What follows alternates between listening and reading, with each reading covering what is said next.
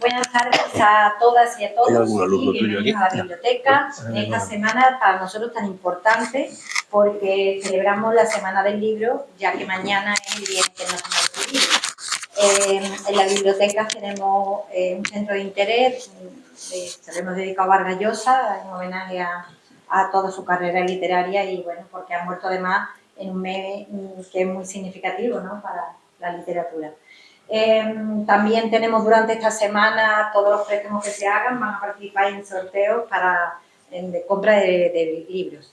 Y bueno, durante esta semana vamos a tener varias actividades y hoy en la primera que tenemos, bueno, hemos tenido un cuentacuentos, una actividad infantil ahí abajo, ahí habréis visto y oído toda la algarabía que había, pero bueno, siempre es bueno que en la biblioteca haya vida, haya movimiento. Y ahora pues tenemos aquí la primera presentación de la semana.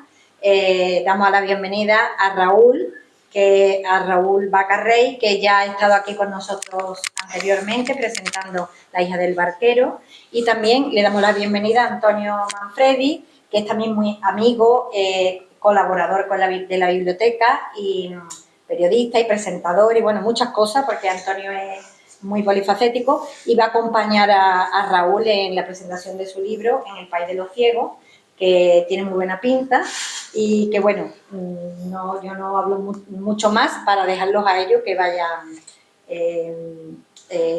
deleitándonos durante la tarde con la conversación que van a tener los dos. Quiero dar las gracias también a Solucar Radio, que está aquí Manuel, que va a grabar el encuentro, y también a Guaitel, que está Cristo, o sea que tenemos cámara por todos lados. Y nada, bienvenido una vez más y nada, que disfrutemos mucho de la presentación. Muchas gracias. Bueno, pues entramos en harina, si les parece a ustedes. Gracias también por asistir a todas ustedes, porque, con perdón del asistente, a todas ustedes, por estar aquí. Gracias también a Cosas Becker, porque al final podrán ustedes adquirir el libro y se lo firmará el autor antes de terminar este acto. Pero yo creo que hoy es un día muy especial. Sant Jordi, cuando digo Sant Jordi porque estamos hablando con un catalán que además no solo celebra Sant Jordi, sino que se crió en el barrio de Sant Jordi. O sea, que para él es muy especial y personalmente me satisface mucho que él siga intentando mantener a pesar de que lleva más de 20 años aquí, pues intentando mantener su catalán, ¿no? Una lengua muy viva y activa. Sabes, La Rosa y el libro que a partir de mañana se regalará en la cultura catalana. Bueno, vamos a presentar hoy En el país de los ciegos. De antemano les diré que hay un compañero mío que habla de los libros de aeropuerto, ¿no? De esos que tienes en la maleta cuando se retrasan los aviones, que siempre se retrasan con los trenes y que lo lees. Este no es un libro de aeropuerto, ni mucho menos. Este es un libro que requiere el esfuerzo y la concentración del lector o de la lectora que se introduzca en él, porque es un libro en el que incluso, si se fijan ustedes, en la primera hoja hay una descripción, un esquema de los protagonistas que de vez en cuando hay que volver y decir, bueno, para poder encajarlo. Es una novela coral, es una novela, por lo tanto, con múltiples aspectos y que requiere una concentración y una capacidad. Y a partir de ese momento, lo bueno que tiene es que uno entra en una especie de fascinación, donde vas recreando un mundo en el que el autor, con una magnífica manera, ahora podré leer algunos de los fragmentos del libro, nos va llevando por un mundo muy complicado. A veces uno siente que está en nuestro mundo, a veces siente que está en un mundo que no va a llegar y ojalá que no llegue, y a veces siente que en mundos pasados que ya vivimos, ¿no? Esta es una obra de madurez. Yo creo que ya Raúl ha demostrado con sus anteriores libros ser un autor maduro y que ya lleva adelante. Además, ahora nos contará él, este libro fue reescrito completamente. En su primera etapa de escritor lo escribió, después de haber desarrollado otros trabajos literarios, descubrió que no le gustaba y lo volvió a escribir. Tener esa capacidad de trabajo para los que intentamos escribir tiene mucho mérito. Pero es que ya ha escrito la segunda y la tercera parte, ¿no? O sea, que está un poco lanzado, ahora nos contará cómo lo ve de esta manera. Raúl, como les he dicho a ustedes, es un catalán convertido en sevillano. Su familia procedente de Sevilla y, bueno, es licenciado en Publicidad y Relaciones Públicas en la Universidad Autónoma de Barcelona, aunque inició sus estudios aquí. Profesor titular de Lengua Castellana y Literatura. Aquí hay varios compañeros y compañeras suyas del instituto, del IES, donde dejó un grato recuerdo. Actualmente está adscrito a los servicios centrales, a ver si lo digo bien, Consejería de Desarrollo Educativo e Información Profesional, Servicio de Convivencia e Igualdad. Está bien dicho, ¿verdad? CDEFP, cuando hacemos los informes. Facilito, eso es. Ha participado, por lo tanto, es uno de los autores del tercer Plan de Igualdad de Género de Educación 24-28, y junto a Pilar Salazar, luego lo pueden escuchar ustedes, es creador y presentador de Otras Vidas, que es un podcast o un programa de radio en Radio Guadalquivir y aquí en Soluca Radio. También es autor teatral y además personalmente yo le conocí, debuté como lector con él, con La hija del barquero, una historia basada en su abuela, que a mí, lógicamente, de hecho se la regalamos a mi madre. Nació prácticamente al mismo tiempo que su abuela. Mi madre nació en el 33, porque ellos conforman lo que se llama la generación del silencio, ¿no? Una generación que, aunque no nació en la guerra, sí fueron, su niñez y sobre todo su adolescencia estuvieron marcados por la guerra, con un país roto por la mitad, lleno de pobreza, y eso determinó sus vidas. Y a pesar de ello lucharon hombres y mujeres por salir adelante, y gracias a ellos estamos aquí. Siempre es bueno aprovechar cualquier ocasión para reconocer, como él hace, ¿no? En realidad, en su novela, esa descripción de su abuela, Barcelona, hasta que vuelve a Sevilla, y les recomiendo que la lean. También fue galardonado con el primer premio del certamen de poesía Philobillion de la Asociación de Jóvenes Hispanistas de la Universidad Autónoma de Madrid. Y bueno, tenemos a un hombre de letras en su más profundo significado, y tenemos la suerte de que esté hoy con nosotros. Raúl, yo no quiero hablar mucho, porque, en fin, aquí el protagonista eres tú, así que tú has dicho en algunas de las promociones de esta novela, leo literalmente, novela negra distópica quiere decir lo contrario a utópica, ¿no?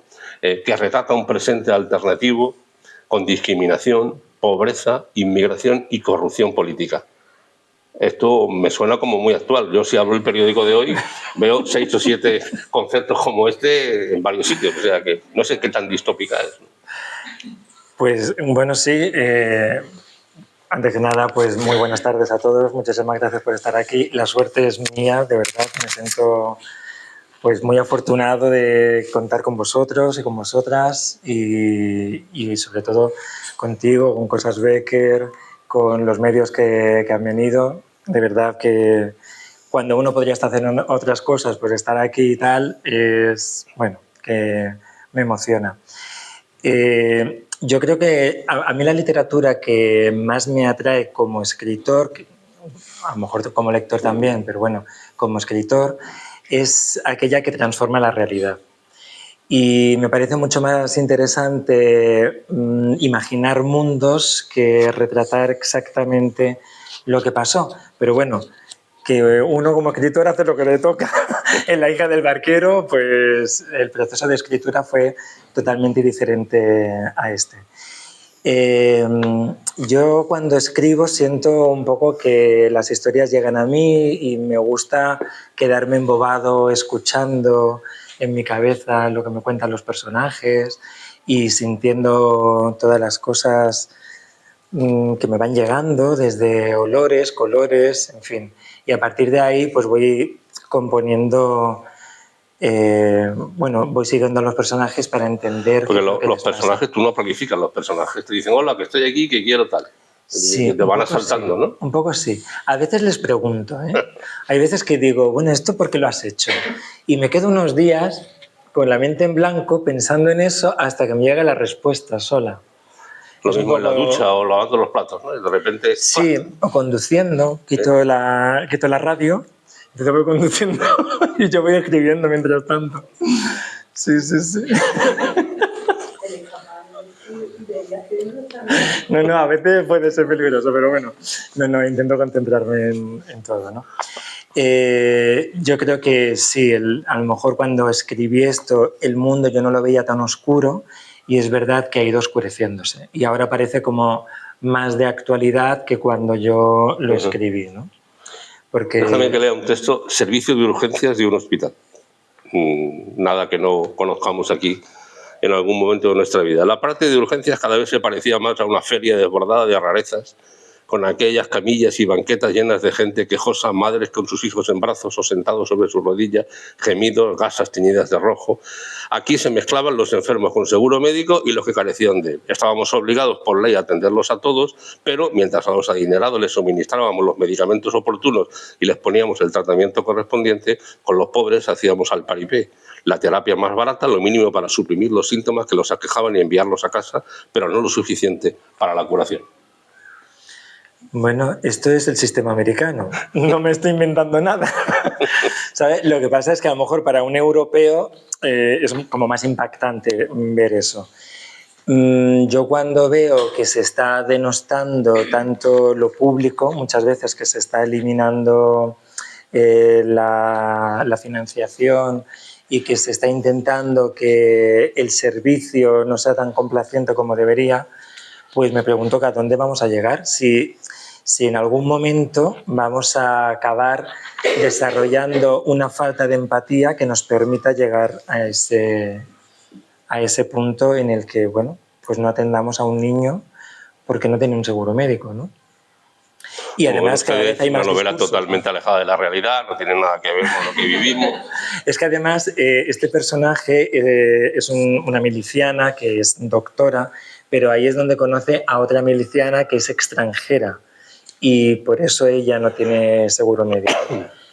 Y yo escucho estos discursos que van en contra de los derechos humanos, ya directamente, ¿no? Es que, claro, vienen a aprovecharse, es que tal. Hay muchas cosas que se pueden discutir y, no sé, podemos entrar en ciertos debates, pero la humanidad creo que no deberíamos perderla nunca. Que el progreso también es eso, ¿no? Es rehumanizarnos, no convertirnos cada vez en más individualistas y pensar que como algo no nos afecta a nosotros, pues no es nuestro problema. Cuando nosotros vivimos en una sociedad, como viva el resto, repercute directamente en cómo vivo yo. Elena Marqués, que fue quien presentó su novela en Sevilla hace una semana, y yo acabamos de decir que no es una novela comercial, que requiere un compromiso de inicio del lector o lectora, y si no, mejor que lo deje, ¿no? Sí. ¿Estás de acuerdo? Sí, sí. Yo hoy le estaba diciendo a Manuel en Solucar Radio, porque me estaba diciendo, estoy muy ajetreado, muy atareado y no tengo mucho tiempo. Y le he dicho, pues déjalo para unas vacaciones. Es mejor tener tiempo y disfrutarlo y poder alargar un poquito la lectura si te apetece, ¿no? Porque yo creo que sí que es una lectura inmersiva, que una vez que consigues concentrarte en ella, pues te sientes como atrapado dentro de ese mundo, bueno, ese país de ciegos. Y también hay algunas luces, ¿eh? No todos son oscuridades. Claro. Hay algunas luces. Y de hecho, si no las hubiera, seguramente los personajes no querrían luchar. Pero si luchan es porque ven esas luces. Tú este libro lo escribiste en tu primera etapa, muy joven, y después decidiste un día darle la vuelta como un calcetín y reescribirlo. Sí, ¿por qué? Sí. Pues mira, porque realmente el proceso de escritura es algo que se aprende. O sea, aprendemos a hablar de manera natural, no nos damos cuenta, después en el colegio, en el instituto, en la universidad, aprendemos a hablar mejor, ¿no? Nos corrigen y tal, y aprendemos a escribir una carta, Pero escribir una novela realmente es un proceso mental muy diferente. Hasta que yo he conseguido aprender esta soltura de la técnica literaria que es necesario haber asumido, me llevó un tiempo. Entonces, ¿qué ocurrió? Pues que a mí los personajes me hablaban y yo me ponía a escribir. Escribir es como realidad virtual, o sea, es meterte en otro mundo realmente. Pero yo estaba torpe, estaba inmaduro. Y cuando terminé, que fue un logro el poder terminar... ¿Qué edad tenías? Perdón, ¿cuándo la terminaste? Pues yo no conocía a mi marido, o sea que llevo 14 años con él.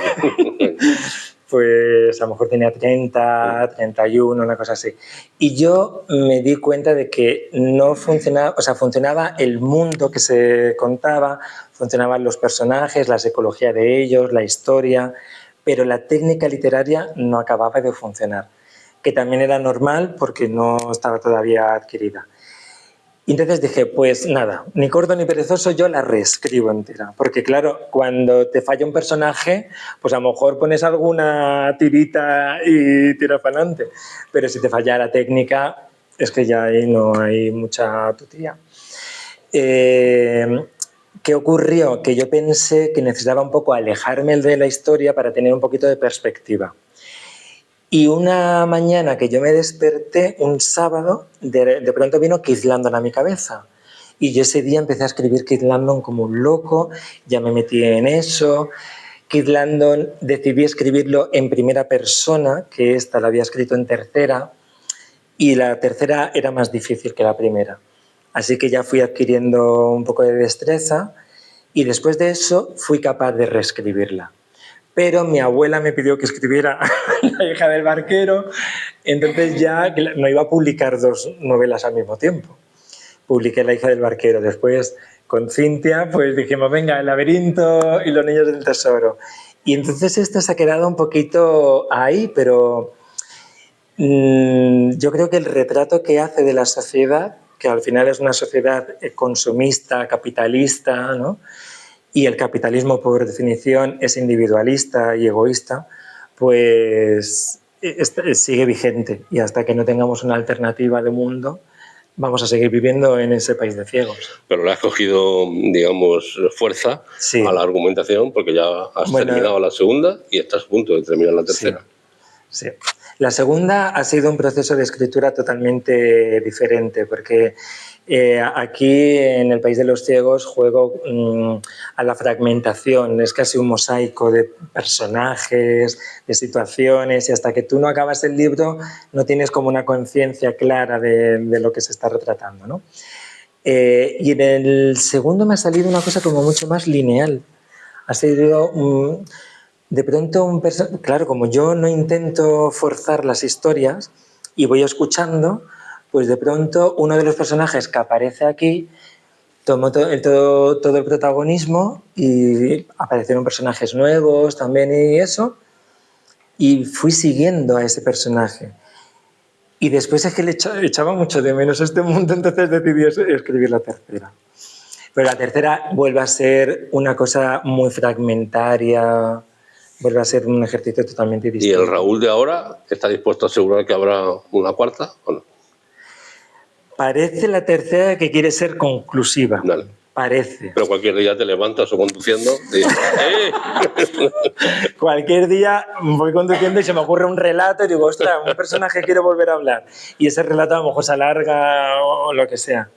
Pero bueno, puede haber otro tipo de historias con otros personajes. La verdad que yo les tengo mucho cariño a estos. Uno de tus... Les tengo cariño. No, claro. Uno de tus principales personajes se llama Luzbel. Luzbel es Lucifer. Sí, pero yo tampoco lo... El ángel caído, yo el creo diablo. que no lo tenía muy claro. Luzbel me pareció un nombre precioso. Yo vi y dije, uy, pues es el diablo. Pero significa el que porta la luz. Al final, Luzbel era un ángel que portaba la luz. Es decir, ¿no? Que para un país de ciegos, que alguien te traiga la luz es importante.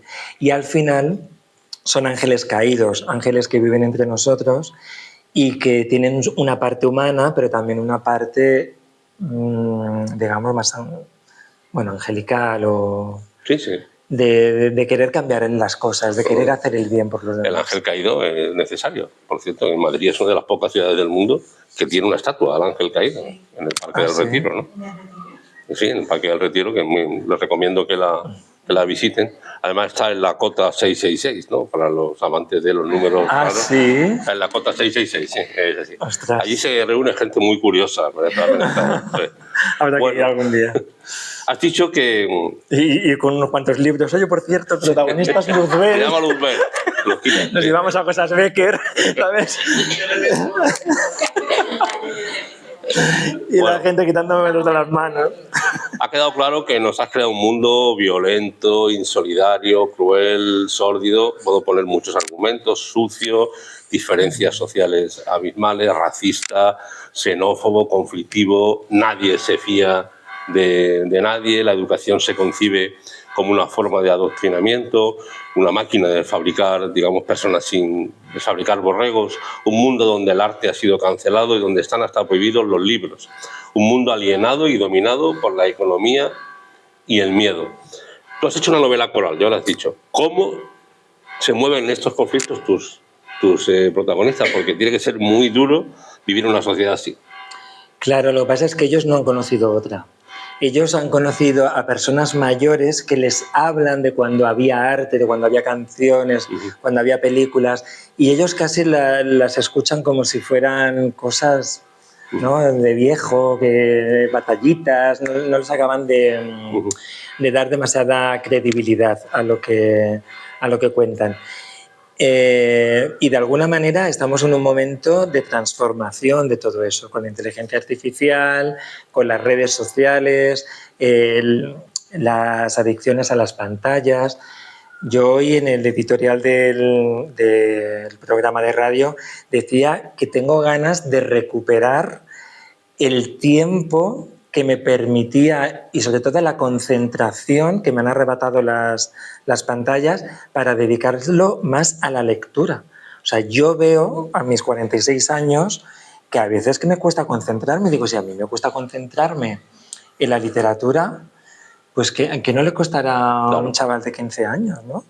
Pues les cuesta muchísimo. Sí, sin duda.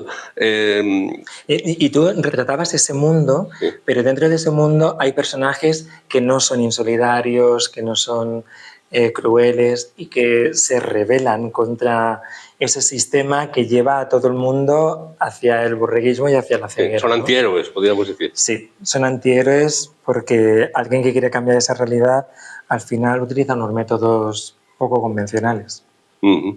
Vale. Tu presentadora, Elena, me gustó mucho la presentación que te hizo, dijo lo siguiente: lo que sí puedo afirmar es que el lector va a disfrutar y a sufrir a partes iguales, que se va a sumergir sin remedio en esa sociedad y en esa atmósfera, que no va a poder soltar el libro, aunque ya digo, la fórmula elegida por su autor implique una participación y un gran esfuerzo. Yo creo que es una definición, estoy totalmente de acuerdo con Elena, porque cuando te sumerges en el libro, primero te llena de tantas incógnitas que estás buscando las respuestas y sin darte cuenta te han dado a las 2 de la mañana y te tienes que levantar a las 6. Pero eso forma parte de cada uno, pero realmente es así de complicado. Entonces, la has escrito 2 veces por cambio de siglo. Es una novela de madurez, es una novela claramente de un escritor consagrado en el sentido de que tiene claras sus ideas. Ahora, ¿en qué te vas a poner? ¿En qué estás pensando? Pues mira, estoy con esto de la inteligencia artificial. El otro día le mandé a un amigo que es cineasta en Francia, le mandé un relato mío de ciencia ficción y le dije, oye, con toda la tecnología que hay hoy en día, ¿por qué no convertimos esto en un cortometraje? Si la gente no lo va a notar. Y sale mucho más barato que un rodaje, ¿no? Y me dijo que sí, que le gustó. Y estoy ahora mismo pues con el guión. Estás haciendo el guión cinematográfico. Sí, y he escrito ya una canción para... Es que ahora con esto de la inteligencia artificial me he vuelto compositor también. Esto de escuchar las canciones que has escrito tú, eso es de lo mejor, ¿eh? Porque como yo llevo escribiendo poesía desde los 13 años, pero la poesía es una cosa como muy minoritaria, ¿no? Muy intimista y tal, pues de pronto escribes un poema, le pones música y para adelante. Y está bien, sí, es verdad. Claro. Es una cosa muy, muy llamativa. Hombre, realmente, además tu formación como autor teatral también te habrá ayudado, ¿no?, a esa composición vocal, ¿no? Porque claro, cuando tú dices que tú estás escribiendo y de repente te viene el personaje y te dice, mira, pon esto que tal, realmente un psicólogo podría estudiar profundamente. Ya sé a qué sueno, pero como somos todos amigos, creo que no me vais a juzgar demasiado. No lo digo negativamente, lo que digo es que tiene mucho mérito eso. O sea, que no te creas que reconocer esto y decir, ¿no?, que yo soy solamente, como decía Miguel Ángel, yo quito lo que sobra y está ahí el Moisés, ¿no? O sea, yo no hice nada. Pues, hombre, a lo mejor también decía, no me acuerdo este autor catalán, no me acuerdo ahora, Josep Pla me parece que era, que decía que la inspiración me pille trabajando, claro, ¿no? Que sí. Sí que es cierto, gracias. Sí, que es cierto que hay que ponerse. Y a lo mejor un día no estás como... Porque yo cuando escribo algo, o sea, cuando estoy con una novela, me pongo a escribir por la tarde y yo lo dejo cuando sé lo que tengo que escribir al día siguiente, ¿no? Digo, bueno, pues entonces mañana repaso lo que he escrito hoy, corrijo y me pongo con lo siguiente. Y no lo dejo hasta que sé. Ese es un poco mi método. Pero claro, para eso me tengo que poner a escuchar a los personajes, o sea, escribir, ¿no? Porque ¿Corriges la mucho? inspiración... Sí, sí que corrijo. Sí que corrijo. Porque, bueno, ya te digo, en ese proceso es así. Después, cuando termino la novela, la dejo un tiempo, la corrijo otra vez entera y cuando una editorial me dice vamos adelante, la vuelvo a corregir entera. No, o sea, soy un poquito, ¿sabes? Pero ya la última corrección es por agobio. Digo, no vaya a haber aquí errores. Y seguro que corregir. encuentras cosas de cambiar, Claro, errores claro. o lo que sea. Y si Y volvieras a leerla... al final digo, bueno, pues ya se tiene que quedar de alguna manera. Porque si no, esto no va para adelante nunca. Bueno, abrimos turno de palabra. Cualquiera de ustedes que quiera preguntar al autor está dispuesto sobre el Si no, país. también podemos leer algún fragmento. Sí, yo, ¿Alguien quiere leer algún fragmento? A ver, Fíjate, cuando todos los profesores, después los profesores se quejan de que cuando no hay voluntarios en clase nadie quiere que participe. Yo leo Raúl, pero estoy ronca. Es que yo no me he leído la novela, la he escrito, me la ha regalado la Merche. Bueno, por ejemplo, les voy a leer un trozo. Bueno. Imagínense ustedes un gran almacén, desde los que todos conocemos, donde alguien hace un ataque informático y cambia todos los precios, desde una lavadora, un televisor, a un calzoncillo, a 10 céntimos, ¿vale? O a 1 céntimo. Y de repente dice, cuando el responsable de excepción me vio marchar, a punto estuvo de llamar a la seguridad.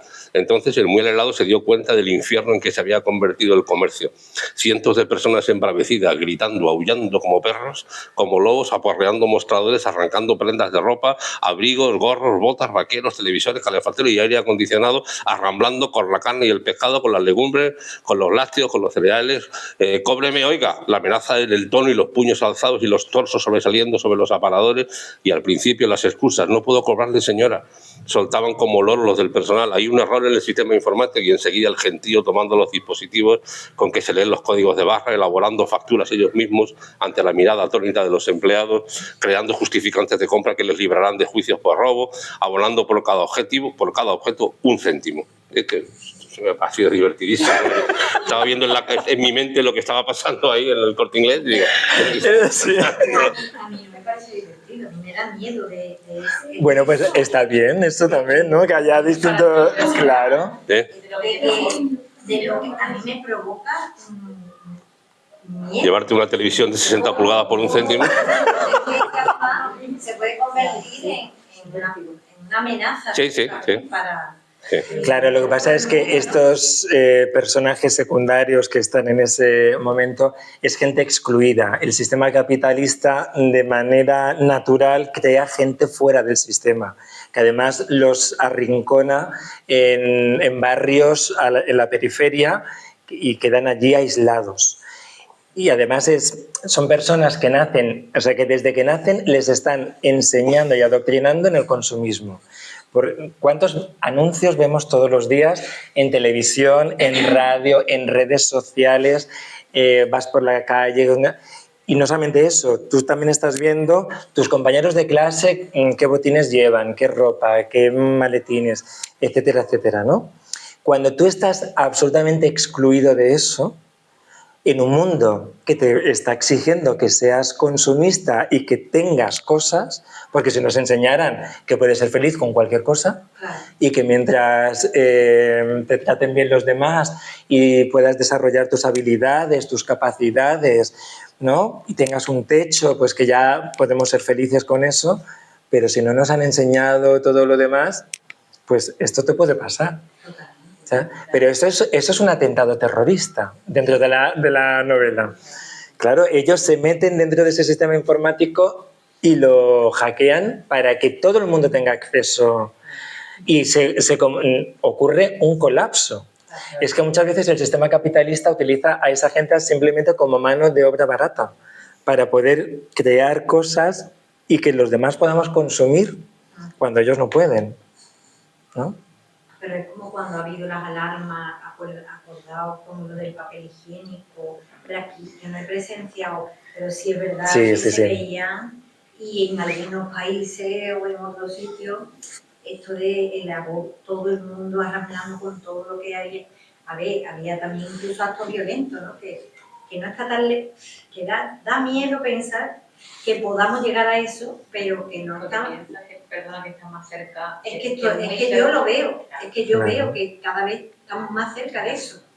A poco que apretemos un poquito más, porque estamos en un país civilizado occidental, entre comillas, pero aprieta un poquito las tuercas, crea una alarma, mézclalo con las redes sociales, con el miedo o con el consumismo, con el miedo al extranjero, con lo que sea, y vamos, a mí me da miedo lo que se pueda... Hombre, hace poco Milei anunció una criptomoneda, eso era. Una criptomoneda, en 5 horas habían desfalcado a lo más grande. A lo más grande. Pero eso es parte del sistema capitalista que te está diciendo que te des un pelotazo y que te olvides de trabajar, ¿no? Cuando el trabajo debería ser no algo alienante, sino algo reconfortante, que nos dé una visión de nosotros mismos positiva, ¿no? Y que nos sintamos útiles para la sociedad, para... no sé. Eso sí que es una utopía. Ojalá. Yo pienso que en algún momento esto va a explotar y vamos a volver otra vez, porque realmente con la inteligencia artificial se está avanzando mucho, pero llega un momento en que tú estás diciendo, escribe un poema y le pones música y de pronto crea una canción y no eres compositor. Bueno, te digo tú porque lo has dicho. Sí. Pero vamos, es que si le das datos a la inteligencia artificial, te crea el poema directamente.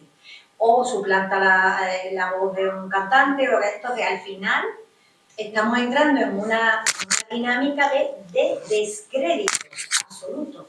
Ahora va a tener que demostrar, o sea, vamos para atrás. Yo ya no me creo cualquier cosa que te llegue por un correo, por un mensaje, por una... Es que ni siquiera te puedes creer que alguien te llame porque están suplantando las voces de familiares.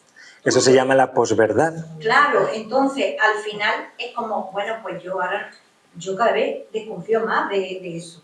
Somos nosotros también una generación, hablamos muchas veces de que los adolescentes de hoy en día, y por ejemplo con la serie Adolescencia, ¿no? Pues se ve que viven en un mundo hostil, en un entorno complicado, ¿no? Más complejo que cuando nosotros éramos adolescentes.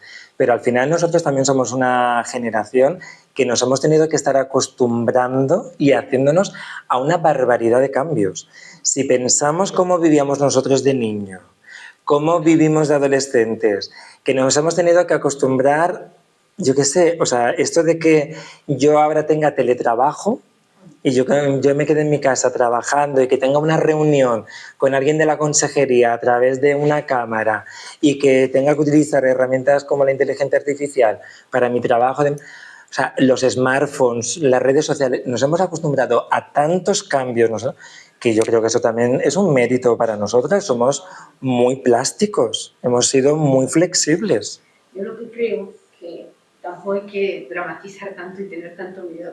Yo no sé de momento, lo que sí creo es que somos torpes en el sentido de que si la inteligencia artificial se utiliza bien como todo, como la tecnología, es maravilloso. Sí. Estás hablando de que te pone música y tal, pero... No, a mí me gusta, ¿eh? Claro, entonces, el tema es el ser humano, que lo hacemos... Claro, esto como cuando se inventó la pólvora. Claro. Pues la pólvora a lo mejor nos ha solucionado la vida en algunos casos y nos la ha complicado en otros. Y en el tema, bueno, pues de los medicamentos, todo lo que ven es la mala utilización. Y luego la inteligencia artificial, yo no sé a dónde llegaremos, pero hoy por hoy yo no creo que pueda componer una canción como Joan Manuel Serrat, por ejemplo. No, yo las letras de las canciones precisamente, yo ahí sí que veo claramente que está hecho con inteligencia artificial. Es que yo qué sé... Lo que pasa es que también, como estamos en otra época en la que, por ejemplo, ¿no? Hablando de Vargas Llosa que ha fallecido ahora, que alguien escriba hoy en día Conversación en la Catedral, sería muy complicado, porque es que tampoco tenemos lectores capacitados para eso, o que alguien escribiera La Regenta. O sea, por extensión, por realismo y tal, ya lo leemos como piezas arqueológicas prácticamente. Si una de las cosas que estamos encontrando en la literatura actual es la fragmentación, porque los escritores tenemos poco tiempo y porque es más fácil escribir una historia a partir de relatos cortos, ¿no?, que escribir una historia con planteamiento nudo de desenlace. Eso es muy diferente, ¿no? Hoy estábamos hablando en la comida de nuestra noche, lo que queda de noche. Lo que queda de noche, que es un libro de terror, pero son como 4 o 5 relatos extensos, con los protagonistas más o menos que son los mismos, pero en tiempos distintos, en lugares diferentes. ¿Eso a qué responde? Responde a nuestra falta de tiempo para crear, para consumir las creaciones también. O sea que yo creo que el arte al final se adapta a los tiempos. Sin embargo, sale Brutalis, que son casi 4 horas de película. La película esta que te han hecho un intermedio ahora, que lo que hacían antes en el cine, yo no lo recuerdo, pero a mí me han contado que era una película, 15 minutos de descanso y seguía la segunda parte. Eso no se va, lo digo. Sí, pero ¿qué éxito comercial ha tenido eso, no? Eso también responde que con el auge de las plataformas, los consumidores se están yendo a series que son capítulos cortos. Y entonces el cine está intentando ofrecer algo distinto. Digo que es un poco contradictorio, pero que tiene también sus adictos y su gente que va. O sea, vamos, a mí por lo menos me encanta el decir, si es buena la película, es que no me importa que sean 3 horas y media, es que sea bueno el contenido. Pero al público de 20 años de Brutalist, vamos a ver si ellos van a ser consumidores de eso, ¿no? Bueno, porque claro... 20 y pocos y le encantó. Ah, sí, bueno, pues mira qué bien. Me quedo más tranquilo, Te lo digo porque hay de todo, ¿no? Pero, sí, claro. A lo mejor más jóvenes todavía quizás, no lo sé. No sé si ese cine va dirigido también a esa edad, no sé. Ya. O sea, yo quiero decir porque hay muchas contradicciones. Bueno, la serie de adolescencia la hemos consumido nosotros, pero la gente joven no la ha consumido. Cuando el otro día pregunté yo a todos los primeros de bachillerato y la habían visto como 5 personas, 5 o 6 personas, de 8 bachilleratos, que hay más de 30 alumnos por clase. Porque los adolescentes no consumen televisión ni plataformas. Los adolescentes es YouTube y unos canales que ellos siguen, ¿no? Pero ellos no consumen si tú le dices televisión. que hablas de adolescente, ya el rechazo es los primeros... Pero es que no consumen tampoco, es que no suelen ver series. Claro, y que al final también es una propuesta hiperrealista. Y cuando tú estás acostumbrado a Marvel, es complicado pararte. Eso es una película de 4 horas, en realidad, con 4 capítulos, si pensamos, totalmente desconectados uno del otro. Muy concentrados en los personajes. Claro, es posmodernismo puro y duro. Es una obra maestra, adolescencia. Sí, es una obra maestra. Está hecha en un plano único, claro. Es espectacular, eso tiene un mérito. Pero precisamente el contarte una historia donde no hay un protagonista que siga planteamiento nudo de desenlace, eso es postmodernismo. Y es el arte que a mí me interesa. A mí me interesa estar ahí, ¿sabes? No me interesa tanto repetir fórmulas. Bueno, seremos menos los que consumamos, pero nos lo vamos a pasar bien. ¿Alguna pregunta más por parte de ustedes? Yo ahora quería preguntarte justo lo que tú has dicho, porque es verdad que has cultivado diferentes géneros muy diferentes unos de otros, desde Kill Landon hasta La hija del barquero, los cuentos, y ahora entonces, ¿cuáles son tus referencias? Porque tú eres tan polifacético que en este libro, por ejemplo, ¿qué te has inspirado? ¿O qué referencia cinematográfica, literaria? Porque yo he visto Huella de ti, te lo he dicho muchas veces, o sea, en tu libro he visto, me recuerda a tal cosa, me recuerda a tal, y me recuerda a ti, porque siempre está tu sello. Pero en este caso, ¿en qué...? Pues mira, nosotros cuando damos clases de lenguas y literatura, ¿no?, siempre hablamos de los géneros, los separamos. Pues las características de la poesía, de la narrativa, del teatro. Yo como he escrito de los 3 géneros, a mí me gusta mezclarlos. Me gusta que en una novela haya cosas de teatro, porque los diálogos puedan ser muy ágiles, ¿no? Por ejemplo. Me gusta que en un teatro aparezcan características líricas. Me gusta que un poema se vuelva narrativo, ¿no? Pues como Romance sonámbulo. Ay, me estaba liando con el nombre. Un romance sonámbulo al final, ¿no? Unos personajes en un tiempo y un espacio, son una narración. Pues cuando tú ya tienes esas destrezas que yo decía al principio que me fallaron la primera vez que escribí la novela, pues poder mezclarlo, esto es como si ¿no? alguien estudia cocina y llega un momento en el que dice, venga, ya conozco la técnica y ahora hago lo que me da la gana. Y resulta que lo que haces pues funciona. Pues fantástico. Es verdad que siempre es un sostén el tener algún tipo de referencia cuando escribes algo, ¿no? En cuanto a técnica. Quizá a mí lo que más me interesaba de la referencia más así, y salvando todas las distancias, porque soy más humilde que eso, pero bueno, 1984 sería la novela que yo diría, pues mira, es una novela social, distópica, en fin, era un poco... ¿Kafka? Kafka también posiblemente, Sin City, un poquito, ¿no? Por la oscuridad y tal, pero Sin City va a otro extremo, ¿no? No te sabría decir ahora mismo, como hace tanto tiempo que lo escribí, otras referencias. Bueno, Un mundo feliz, ¿no? Fahrenheit 451, Rebelión en la granja. Pero Rebelión en la granja no me sirve para esto porque es una sátira.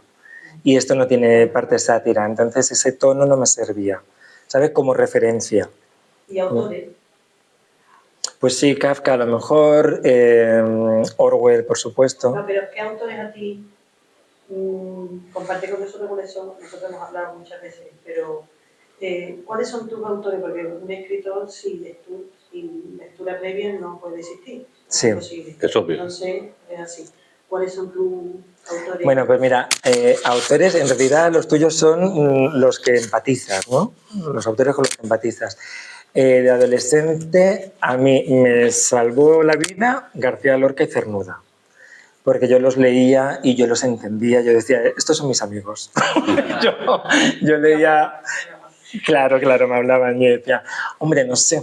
Como referentes llevaban 60 años muertos. A mí yo era consciente de que me tenía que buscar otros referentes más actuales, pero bueno, los 90 eran otros tiempos y también hemos avanzado en algunas cuestiones sociales, ¿no? Que hay veces que nos centramos en lo negativo, pero igual que nos encontramos una generación muy polarizada, ¿no? A lo mejor en un extremo pues muy reaccionario y demás, pero están reaccionando a la otra polarización, que son mucho más tolerantes, inclusivos, y eso también hay que valorarlo, que nosotros no logramos tanto.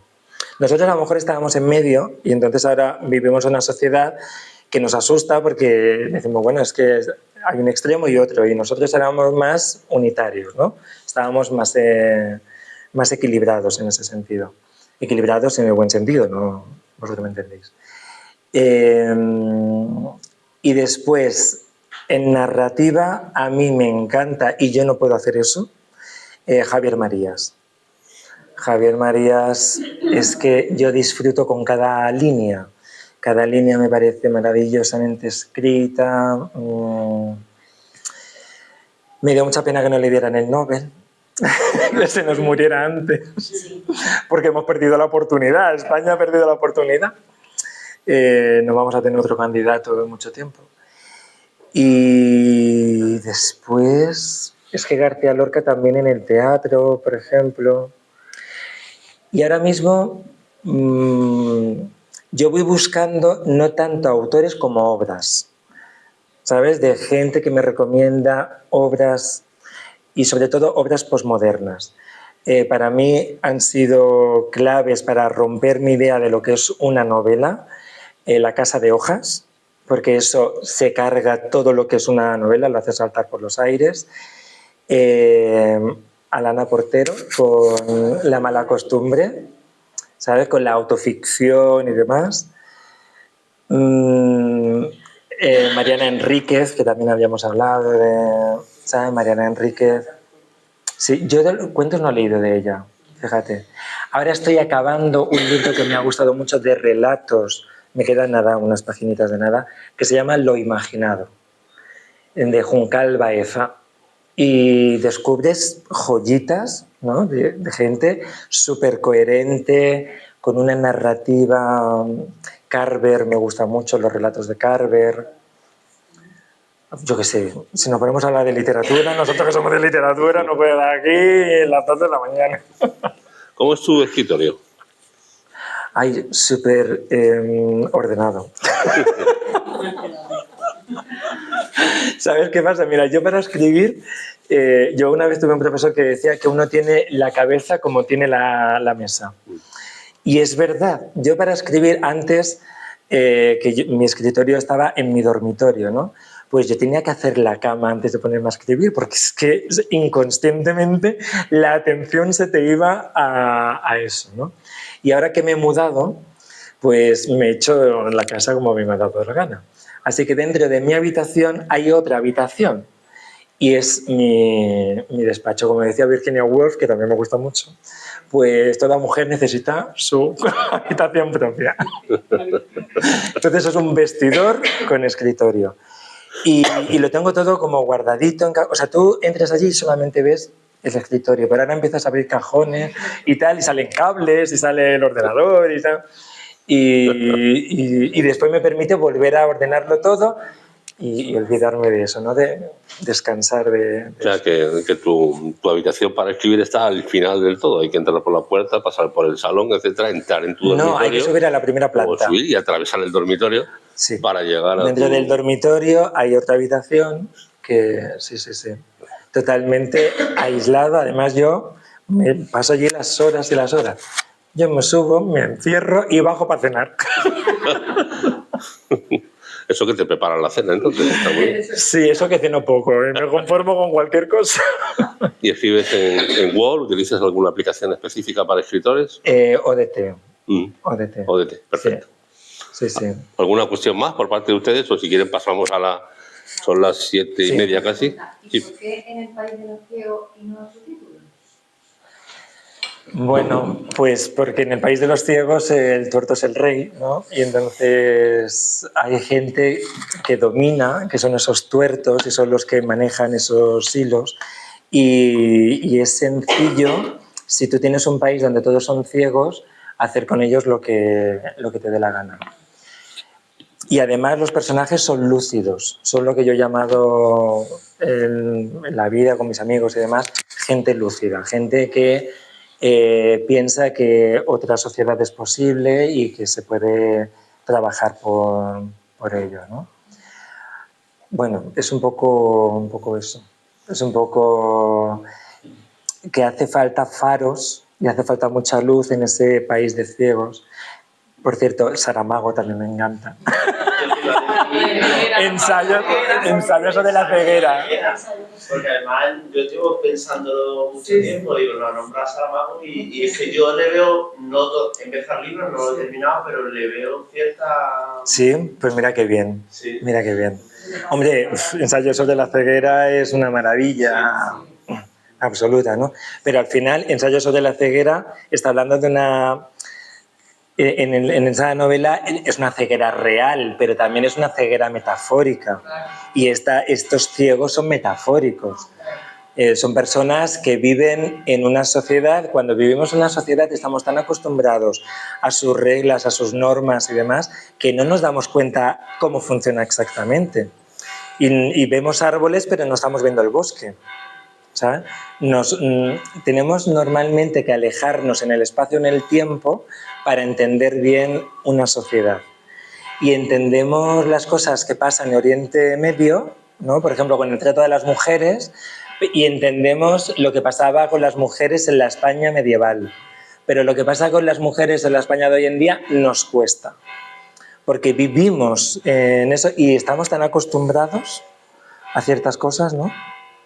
Que que al final somos todos un poco ciegos. Si es que yo no pretendo ser más lúcido que nadie, ¿eh? Sé que lo que yo hago aquí es arrojar mi ceguera y compartirla con vosotros para que me digáis, ¿no? Muy bien. ¿Alguna cuestión más por parte de ustedes? Yo sí, Raúl, Sí. cuando es verdad que en el CMCD los géneros son muy distintos, pero yo sí, que todavía no me la he terminado porque me ha cogido un momento...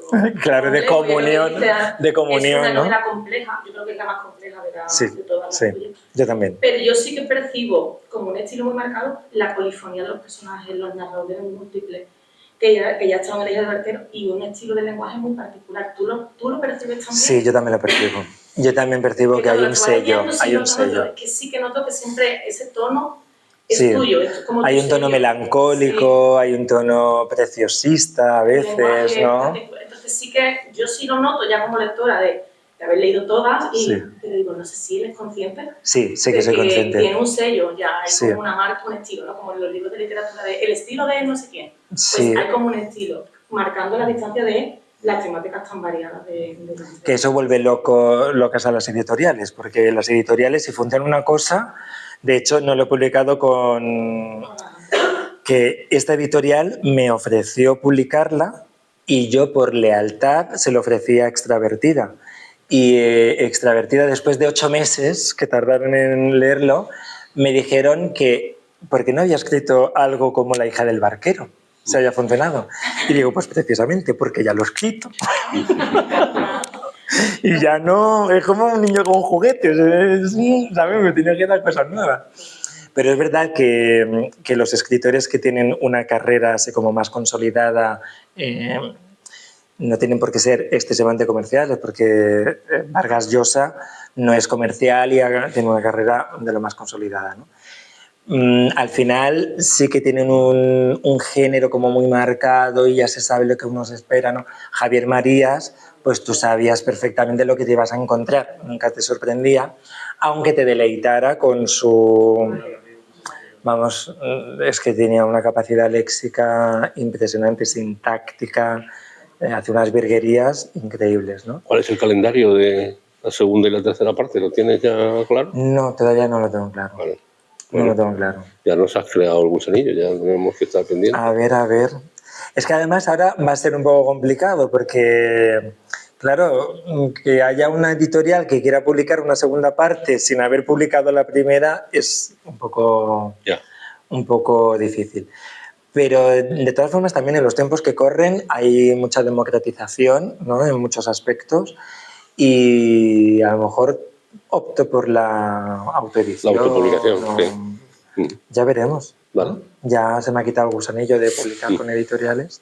A lo mejor podemos hacer otra cosa. Muy bien, pues si les parece... perdón. ¿Y la segunda parte no es la primera? No, son bastante independientes. Son bastante independientes. Sí. Sí. Lo que pasa es que, claro, si un libro va a arrastrar a otros lectores y tal, dudo que una editorial quiera favorecer a una editorial de la competencia. Sí. Pero bueno, yo qué sé, ya veremos. Ese puente cuando lleguemos ya lo cruzaremos. Claro. Pero sí es verdad, Gloria, que yo a lo mejor me he sentido cómodo encontrando mi voz y no quiero pensar que es una falta de creatividad o tal, ¿sabes? Sí, eso es. Pues disfruto con mis tics. Hay veces que a veces incluso no me gustan, ¿sabes? Pero digo, bueno, ahí está. Son míos, ¿no? Son mis manías, son personajes además como muy comprometidos, como muy sinceros, apasionados, melancólicos al mismo tiempo, ¿no? Con un sentido de querer cambiar la sociedad y tener una idea muy clara de que están solos dentro de la sociedad y que el sacrificio que están haciendo lo hacen por los demás y no por ellos, ¿no? Son un poco tú. No lo sé si soy yo, pero por lo menos si yo no soy eso, escribo para que haya gente para compartir eso, ¿no? Él está en la ducha o conduciendo y vienen los personajes. Claro. Hola. Claro. Oye, hay veces de verdad que se me han llegado a saltar las lágrimas Claro, de cualquier cosa. Yo comparto contigo, ¿eh? Porque todo eso Sí. siempre ha sido conduciendo. No sé Ah. por qué, no sé si es mi momento de relax. Claro. Pero a mí, yo cuando has dicho lo de conducir me he sentido A mí hay gente, yo que sé, mi pareja que me dice a veces, a lo mejor últimamente ya lo hago menos, ¿no? Pero que me ha dicho, dice, es que no me estás escuchando. Y digo, ay, perdona, estaba escribiendo. Le digo, estaba escribiendo. ¿Sabes? Sí, y eso no lo entiende todo el mundo, ¿sabes? Que tú tengas un mundo Sí. interior tan complejo y tan particular. Bueno, Cintia lo entiende, que ya... Pero el mío está desordenado. Ah, el tuyo- No, el mío tiene que ser... Es que yo creo que también la mente a lo mejor de un escritor funciona de manera distinta a la de una pintora, ¿no? Claro. Pero se vuelve súper bonita. No, mira, además ahora yo he puesto en el escritorio encima un par de estanterías y ahí he puesto algunas personas importantes para mí, algunas que me faltan y tal, los libros que me quiero leer y todavía no he leído porque todos los demás están abajo en la biblioteca y alguna cosita de decoración, poco más, una cosa como muy minimalista que me permita concentrarme. Todo muy escondido, ¿no? Que Sí. nadie jura. Sí, Muy sí, bien. sí. Perfecto. Bueno, pues nada. Oye, muchísimas Pues- gracias. Os habéis portado muy bien. Habéis sido Muchísimas muy gracias. buenas. Quedamos emplazados a segunda, tercera parte y nuevos libros. Vale. tuyos, ¿eh? Muchísimas gracias a Antonio Manfredi. Gracias a ti, que por ha favor. sido un auténtico placer Placer ha sido poder mío. contar con él Gracias. y un auténtico honor. No, el honor es mío. No es fácil encontrarse personas tan humildes con un currículum tan vasto y sobre todo que el trato personal sea tan encantador. Gracias De a verdad. ti, de verdad. Bueno, Suerte.